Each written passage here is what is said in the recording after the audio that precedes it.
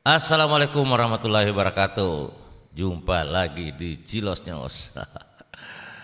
AHY diberondong dengan pertanyaan dari petinggi-petinggi TNI, Angkatan Laut, Udara, dan Darat, dan juga dari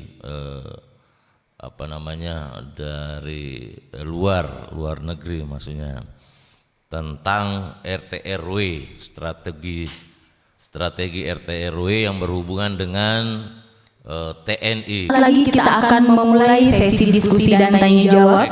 Selanjutnya kami persilahkan kepada moderator dari PASIS, Kolonel Teknik Sofan, mohon berkenan memandu jalannya sesi diskusi dan tanya jawab. Terima kasih Mbak MC. Mohon izin Bapak Menko, kami izin memandu sesi tanya jawab. Selamat sore semuanya.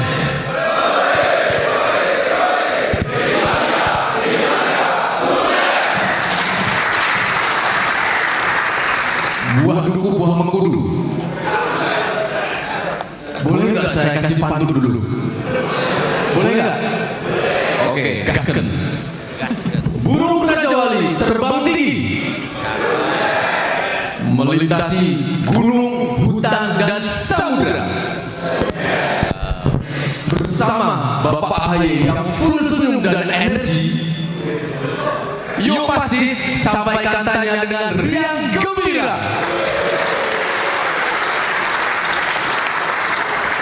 Rekan-rekan, kita tidak punya banyak waktu karena beliau juga masih banyak kesibukan. Maka dari itu saya buka dua pertanyaan. Oke? Dengan rule of the game sama, angkat tangan. Setelah saya berikan kesempatan, sampaikan nama, nomor siswa, kelompok, dan langsung sampaikan pertanyaan singkat, padat, dan jelas kepada narasumber kita yang luar biasa. Oke? Pertanyaan pertama, silakan angkat tangan.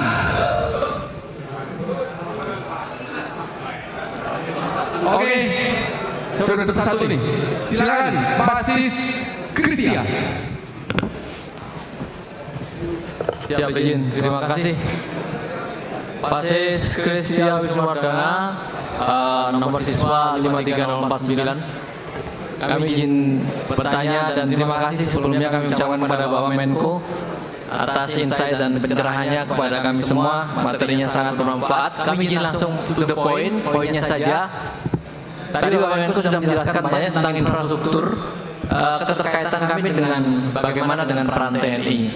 Dalam hal ini kami izin bertanya, apakah ada suatu model sinergi ataupun kolaborasi antara Kementerian Koordinator Infrastruktur Pembangunan dan Kewilayahan dengan TNI, khususnya dalam pembangunan infrastruktur kritis. Contohnya misalkan jalur logistik Papua, kemudian pembangunan di daerah 3T dan infrastruktur kritis lainnya, di mana hal tersebut dapat selain menjamin keamanan juga tentunya membangun percepatan dalam pemerataan pembangunan. Itu saja. Terima kasih, Pak Menko. Baik, terima kasih. Kami persilakan kepada Bapak Menko untuk menanggapi. Kami silakan. Mungkin yang langsung aja ya. Siap. Satu lagi ada lagi. Oh, baik Bapak Menko. Oke, satu lagi silakan angkat tangan. Oke, PASIS Pandu, silakan. Siap, terima kasih. Mohon izin Kolonel Perwira Muhammad Pandu Subrata, nomor siswa 53162. Menurut izin Pak Menko, kami juga dari Papua Persada izin. Mohon izin Bapak, bersama dari Bapak tadi terkait dengan kami hubungkan dengan SDG yang telah disampaikan oleh PBB, di mana Bapak menyampaikan tadi food scarcity, kemudian juga energi dan juga water scarcity.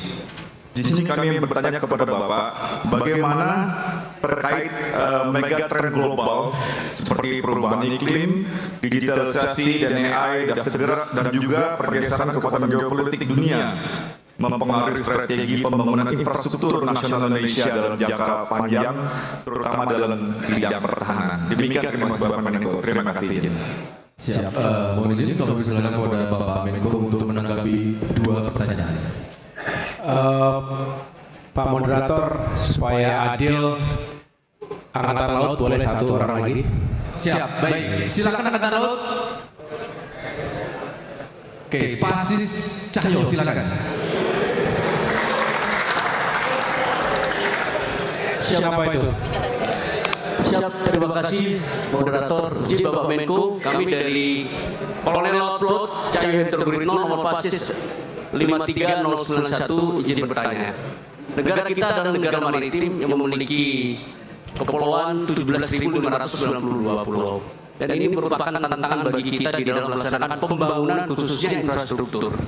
Yang kami tanyakan bagaimana upaya dari Kemenko di dalam peningkatan khususnya instalasi maupun infrastruktur pertahanan khususnya di dalam C4ISR ataupun di dalam pengembangan khususnya pangkalan-pangkalan dalam mendukung operasi militer khususnya di laut zona ekonomi eksklusif khususnya di perairan-perairan terluar. Terima kasih. Terima kasih Pak Pasis Cahyo.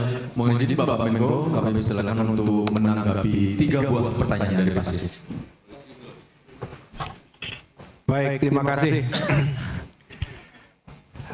Pertama, ini dari teman satu pavilion, Kolonel Kristia Wisnuwardana, juara tenis dan suka menyanyi.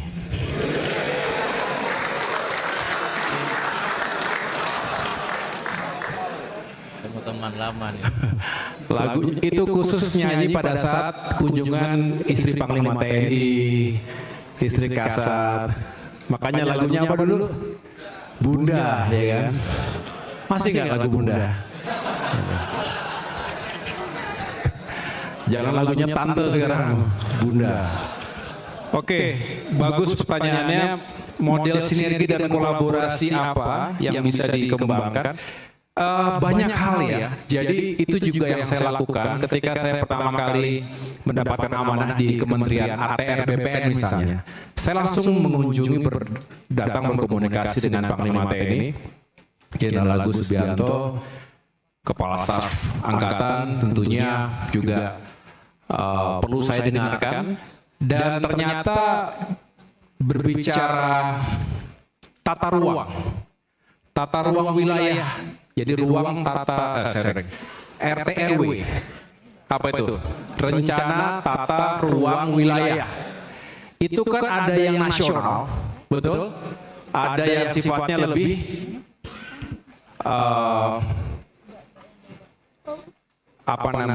lebih localized gitu. Provinsi, kemudian juga kabupaten kota, sampai dengan ada yang namanya RDTR, Rencana Detail Tata Ruang. Nah, yang saya maksudkan begini, saat ini kita belum benar-benar rapi, saya bisa mengatakan begitu, untuk menentukan tata ruang wilayah kita. Padahal ruang itu tidak hanya di darat, tapi juga laut, udara, dan dalam bumi. Itu juga harus diatur. Nah, sekarang ini tersebar. Bicara tata ruang wilayah darat itu Kementerian ATR BPN yang ngatur. Jadi kalau ada yang ingin punya usaha perkebunan, ya harus punya apa? HGU, itu diurus dulu yang benar, supaya jelas berapa hektar yang bisa digunakan untuk kebutuhan perkebunan. Kemudian dia juga mengatur mana sawah-sawah yang harus dilindungi. Jangan semuanya terkonversi menjadi kawasan hunian atau kawasan industri, karena kalau semuanya terkonversi menjadi beton, menjadi bangunan gedung-gedung, sawah kita habis, bagaimana kita bisa punya ketahanan pangan? Jadi diatur semuanya, nggak bisa sembarangan. Makanya ditentukan zona-zonanya. Ini zona komersil, ini zona hijau, ini hutan yang nggak boleh diganggu sama sekali, hutan lindung nggak boleh diganggu sama sekali. Tapi kalau hutan produksi masih bisa diolah. Nah, sedangkan laut siapa yang ngatur? Siapa yang punya otoritas di situ? Kementerian Kelautan dan Perikanan. Udara siapa yang ngatur? Kementerian Pertahanan. Dalam bumi siapa yang ngatur? Kementerian Energi dan Sumber Daya Mineral. Ada 4 kementerian. 1 ATRBP di bawah koordinasi Kemenko Infra di bawah kami. KKP di bawah koordinasi Kemenko Pangan karena ada perikanannya itu. ESDM di bawah koordinasi Kemenko Ekonomi. Dan satu lagi Kementerian Pertahanan di bawah koordinasi Kemenko Polkam. Jadi ada 4 Kemenko, ada 4 kementerian teknis. Ini harus disatukan, harus diintegrasikan. Jadi ini salah satu isu di mana kita harus berkolaborasi. Dan tentunya kita ingin mengusung selain one map policy, kebijakan satu peta, jangan petanya beda-beda. Begitu di overlay, kita bikin OLED kan? OLED operasi, kalau nggak sama dengan OLED intelligence, OLED situasi namanya ya. Kemudian OLED apa lagi? Ada Banmin, kan harus sama tuh. Kalau di overlay begitu nggak sama kan kacau nanti. Nah, kita juga harus rapi semuanya dan ini punya tujuan. Jadi kita punya kebijakan satu peta, yang kedua adalah kebijakan satu tata ruang, one special planning policy. Ini harus diintegrasikan. Kemudian yang lainnya tadi juga ditanyakan, lalu terkait dengan upaya membangun infrastruktur strategis atau kritis, bagaimana kolaborasinya? Nah, disinilah seringkali kita terjebak pada egosentris. Kita membangun rencana itu dalam silo, dalam tembok-tembok tertutup yang tidak ngintip satu sama lain dan tidak ngobrol satu sama lain. Jangankan antara TNI dengan lembaga atau kementerian lainnya. Sesama TNI saja, kalau nggak ada pokjanya, ya darat ngomong sendiri, laut ngomong sendiri, udara ngomong sendiri. Natural seperti itu kita. Karena kita bicara tugas pokok kita. Tapi begitu kita hadapkan dengan tugas pokok yang lainnya, di situ kita harus bicara. Kita harus sharing. Nah, sehingga terjadi efisiensi juga sebetulnya. Misalnya, kita membangun dermaga. Kita butuh untuk kapal-kapal laut, kapal-kapal perang. Kan harus diukur kan, berapa kedalaman. Adik saya ini pelaut juga, jadi cerita ke saya, dia butuh kedalaman kapal. Kapal-kapal yang sedang dibeli dari Italia misalnya, itu butuh kedalaman sekian puluh meter ke bawah. Kalau kita tidak cukup dalam, ya susah untuk bisa tambat, apalagi dioperasikan. Nah, pengembangan dermaga di suatu kawasan juga harus punya multifunction, multipurpose, tentu untuk militer, tetapi juga agar tumbuh dan berkembang. Wilayah itu juga harus dipadukan dengan pengembangan wilayah pesisir. Artinya dermaga-dermaga atau seaports itu juga hidup karena bukan hanya untuk angkatan perang, tapi juga untuk perdagangan maritim, logistik, dan lain sebagainya. Belum lagi pengembangan kota dan kawasan yang lainnya. Jadi artinya harus ada integrasi dari planningnya, kemudian interoperability antar sektor itu juga harus dikedepankan, sehingga sistemnya itu bekerja satu digunakan oleh banyak stakeholder. Kalau masing-masing membangun sistem sendiri, pasti tidak efisien dan tidak akan efektif. Nah, kemudian tentu dalam perencanaan itu juga yang sangat utama adalah fundingnya, pendanaannya bagaimana. Nah, saya mau cerita sedikit. pembangunan infrastruktur itu mahal. Mahal nggak kira-kira? Ada yang tahu berapa biaya membangun sebuah bandara? Berapa? 2,6 triliun. Bandara apa tuh? Benar. Pernah di Kertajati? Ya, benar. 2,6 triliun Kertajati. Kurang lebih segitu.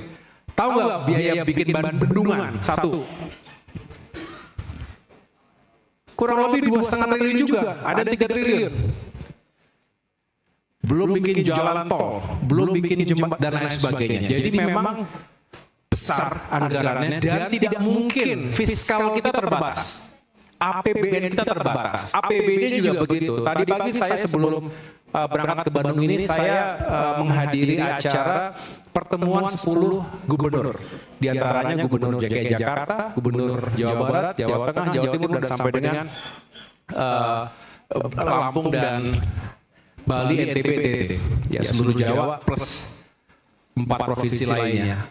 Saya sampaikan hal yang sama. Jadi infrastruktur mahal, kita harus kreatif mencari anggarannya.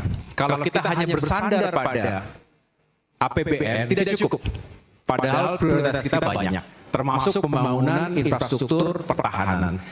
Tentu bukan menjadi tugas dan tanggung jawab TNI untuk mencari anggaran keluar kemanapun, ya. Tapi kami yang punya tanggung jawab untuk mencari sumber-sumber pendanaan yang kredibel, tapi juga mencukupi untuk pembangunan infrastruktur ke depan. Nah, planning tadi termasuk jalan-jalan pendekat, ya. Bagaimana runway pesawat itu setiap saat bisa juga digunakan untuk operasi militer. Ini juga harus direncanakan sebaik mungkin. Oleh karena itu saran saya kepada TNI tentu dalam membangun postur pertahanan yang digelar dari Aceh hingga Papua, tolong juga berbicara dengan kami di Kemenko Infrastruktur dan Pembangunan Kewilayahan sehingga kita bisa saling memberikan masukan. Kita punya Kementerian Perhubungan, kita punya Kementerian PU, kita punya Kementerian ATR BPN, termasuk perumahan.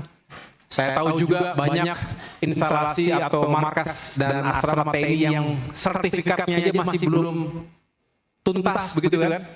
Dulu kan masih ingat tuh kalau kunjungan Panglima, paparan dan sat. Di bagian akhir pembinaan pangkalan. Gitu kan? Hal menonjol. Belum sertifikat. Kira-kira gitu. Pagar nggak jelas.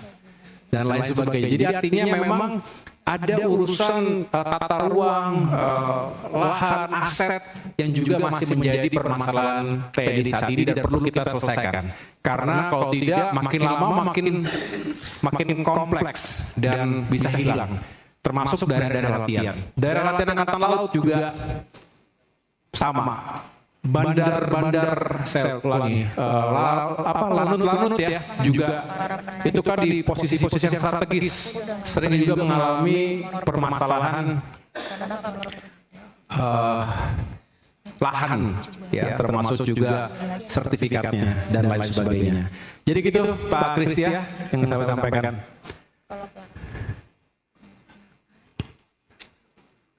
Yang kedua masih ada waktu kan? Ya. Yang kedua Kolonel Pandu. Ya, Pandu. Kenal juga ya tadi. SDG. Jadi bagaimana pengaruh megatrend terhadap strategi pembangunan infrastruktur? Saya rasa yang tadi kita bicarakan itu saling terkait satu sama lain. Jadi jika kita melihat secara utuh perkembangan dunia dengan segala megatrends-nya tadi, populasi. Jadi begini, dulu kita di SD, SMP belajar kan ya? Masih ingat nggak? Kalau dulu kita masih kecil itu mau Eptanas menyiapkan RPUL segala macam kan? Itu kan 30% masyarakat tinggal di mana? Dulu. 30% masyarakat tinggal di perkotaan, 70% tinggal di. Nah sekarang tren global tadi yang saya sampaikan, 70% masyarakat tinggal di kota, 30% di desa. Nah, daya dukung kota seperti apa?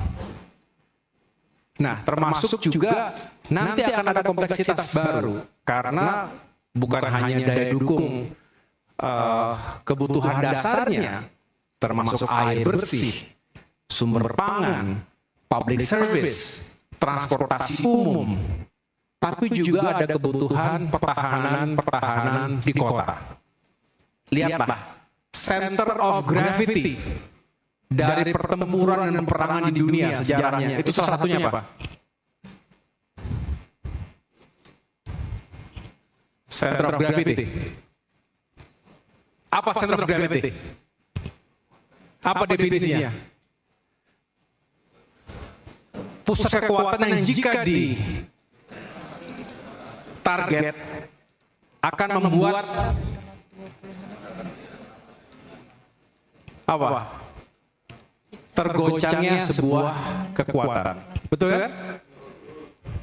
Biasanya apa? Selain pemimpinnya, selain leadersnya, ibu kota. Betul. Termasuk kota-kota besar, kota-kota padat penduduk. Lihat yang dihantam pertama Baghdad ketika perang Irak. Masuk ke Afghanistan, Kabul diambil. Sekarang Tehran yang disasar. Sebaliknya Tel Aviv yang diserang. Betul? Artinya nanti ke depan itu tidak lagi bisa dipisahkan antara sasaran militer. Katanya nggak boleh yang non-kombatan diserang. Betul? Apa yang terjadi di Palestina? Apa yang terjadi di negara-negara yang berperang saat ini? Apa bisa dipisahkan? Sipil, kamu di sana, militer di sini. Headquarters aja di tengah-tengah populasi padat penduduk. Populasi yang padat. Betul? Jadi artinya semakin bergesernya penduduk ke kota, itu juga semakin kuat pertahanan kota tersebut. Setuju nggak? Air Defense Artillery. Mana? Ada Ahmad di sini.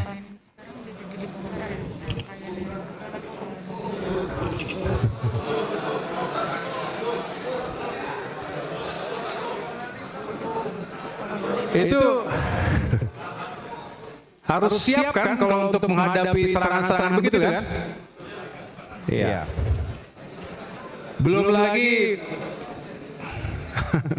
sektor-sektor lainnya. Jadi artinya pembangunan ke depan itu juga harus pembangunan pertahanan ke depan, termasuk pembangunan infrastruktur pertahanan harus lekat dihadapkan pada ancaman masa depan. Jangan terjebak di masa lalu. Tentu saya tidak menyarankan, bukan merekomendasi, nggak perlu lagi belajar perang hutan, perang gerilya. Harus negara kita negara yang banyak hutannya, negara kita juga negara yang tidak semuanya perkotaan. Kita juga pernah sukses melawan penjajah karena kita bertempur di hutan rimba, bergerilya. Tapi tren ke depan akan dihantam pusat-pusat jantung-jantung sebuah negara. Karena mereka adalah center of gravity. Oke? Jadi saya rasa di sana kita harus mempersiapkan diri untuk membangun infrastruktur pertahanan dihadapkan pada ancaman masa depan. Saya berharap Seskote ini juga terus melahirkan pemikiran-pemikiran strategis yang bisa menentukan list yang harus dijaga. Tadi critical infrastructure apa saja, di mana saja. Mungkin masukan saya begitu, Komandan, bisa dibahas di suatu diskusi tertutup begitu ya. Tentu tidak melibatkan siswa asing. Kita cek satu persatu mana yang harus benar-benar diprioritaskan dan disimulasikan kalau terjadi sesuatu terhadap critical infrastructure, termasuk kota-kota yang saya sebutkan tadi. Nah, yang terakhir, Kolonel Cahyo, negara maritim. Ya, yang jelas saya juga terus mendukung dibangunnya kekuatan maritim kita. Dulu saya waktu di masih aktif tentunya, kalau ada pokja-pokja gitu, saya suka menyampaikan, karena kita negara maritim, kita harus membangun kekuatan maritim yang besar, anggaran juga harus cukup. Wah, terus saya diingatkan sama senior angkatan darat, kamu jangan kencang-kencang ngomong angkatan laut, nanti angkatan daratnya berkurang anggarannya begitu. Sambil seloroh tentunya. Tapi ya, memang kenyataannya kita negara maritim. Jadi tentu pembangunan infrastruktur termasuk tadi pulau-pulau yang harus kita kuasai dengan jangkauan, bukan hanya jangkauan fisik, kapal bisa nyampe ke sana, bisa put boots on the ground, tapi juga dibantu dengan teknologi. Tadi disebutkan C4ISR. Apa C4ISR? Communication, command, control, computer, intelligence, surveillance, reconnaissance. Betul. Teknologi di situ. Infrastruktur di situ. Anggaran harus cukup. Kalau tidak ya tertinggal. Dan sekali lagi sekarang C4ISR tadi juga sangat dipengaruhi oleh kekuatan artificial intelligence yang langsung membantu kita menganalisis dan mengambil keputusan lebih cepat, lebih akurat. Tapi jangan sampai kita menjadi budak teknologi, jangan sampai kita terjebak seperti tidak punya karakter dan tidak punya kepribadian hanya karena kita tidak punya sesuatu yang bisa kita hadirkan. Demikian Bapak Ibu, nggak ada Ibu sini ya. Mestinya terima kasih semuanya. Saya rasa saya sudah mencoba menjawab 3 pertanyaan tadi. Kalau ada yang belum puas, mohon dimaklumi. Mudah-mudahan ada kesempatan yang lain lagi untuk bisa berdiskusi lebih lanjut. Yang jelas, saya sekali lagi mengucapkan terima kasih kepada Komandan Sesko TNI, Wadan, para pejabat, para perwira senior, dan seluruh keluarga besar Sivitas Akademika Sesko TNI. Semoga sukses dan teruslah menjadi Center of Excellence. Ditunggu karya baktinya setelah selesai dari pendidikan ini. Saya doakan semoga karirnya semakin melesat, bintang bertaburan memenuhi langit Indonesia. Terima kasih. Wassalamualaikum warahmatullahi wabarakatuh. Waalaikumsalam warahmatullahi wabarakatuh. Demikian tadi sesi Luar biasa saya kira Pak AHY. Dan pertanyaan yang juga luar biasa ada dari Angkatan Darat, Laut. Ada tiga intinya penanya tadi. Yang pertanyaannya cukup luar biasa dan berat. Namun Pak AHY menjelaskan sangat-sangat detail dan sangat teknis. Mereka memang nampak bahwa menguasai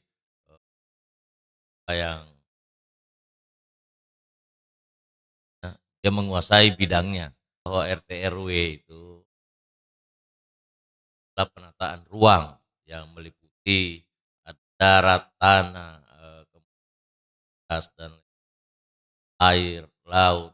Itu sangat detail mereka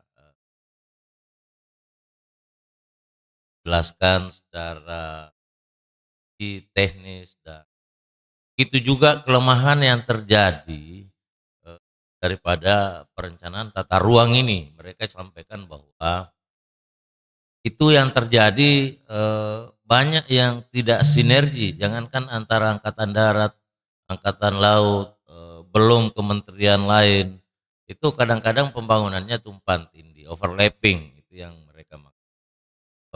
Sehingga ini yang sangat penting menjadi perhatian. Dan ini yang menentukan juga satu jawaban bahwa apa sih dampak terhadap tata ruang ini terhadap TNI. Ada pertanyaan seperti itu. sangat luar biasa bahwa dengan perencanaan yang matang, tentu kan semuanya menyentuh semua lini, bukan cuma TNI saja. Sehingga memang di dalam perencanaan itu diperlukan suatu planning yang matang, suatu planning yang bersinergi dengan bidang-bidang lain. Kalau di TNI itu kan ada Angkatan Laut, Angkatan Darat, Angkatan Udara. Ini semuanya harus punya Pokja yang tentunya stakeholdernya dari masing-masing bidang. Itu yang perlu dibuat sedemikian rupa sehingga